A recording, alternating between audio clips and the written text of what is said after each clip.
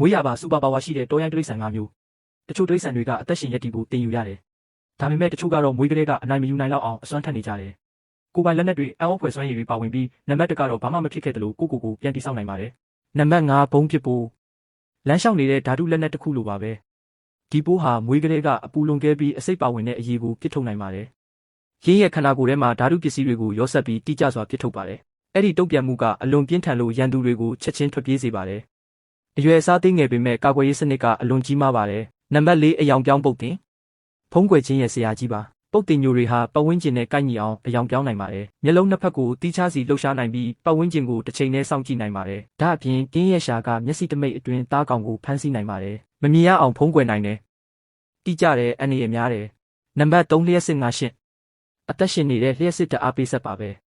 ဒီငါးဟာပိုးအား600ကျော်အထိလျှက်စစ်တက်ထုတ်လုပ်နိုင်ပါတယ်အဲ့ဒီစွမ်းအားကိုသားကောင်ဖမ်းဖို့နဲ့ရန်သူတွေကိုကာကွယ်ဖို့အသုံးပြုပါတယ်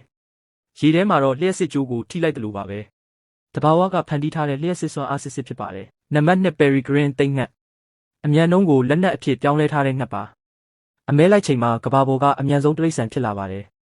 တနာရီမိုင်240ကျော်အချိန်နဲ့ထိုးဆင်းပြီးလေထဲမှာပဲသားကောင်ကိုဖမ်းယူနိုင်ပါတယ်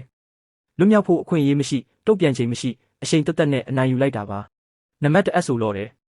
ပြန်လဲကြီးထွားနိုင်တဲ့အံ့ဖွယ်တတဝါပါဒီတတဝါဟာခြေလက်တွေကိုရင်းအင်္ဂါတွေနှလုံးနဲ့အုံနောက်ရဲ့အစိတ်ပိုင်းတချို့ကိုတောင်ပြန်လဲကြီးထွားစေနိုင်ပါတယ်အမာရွတ်မကြံဘူးအမြဲတမ်းထိခိုက်မှုမရှိဘူး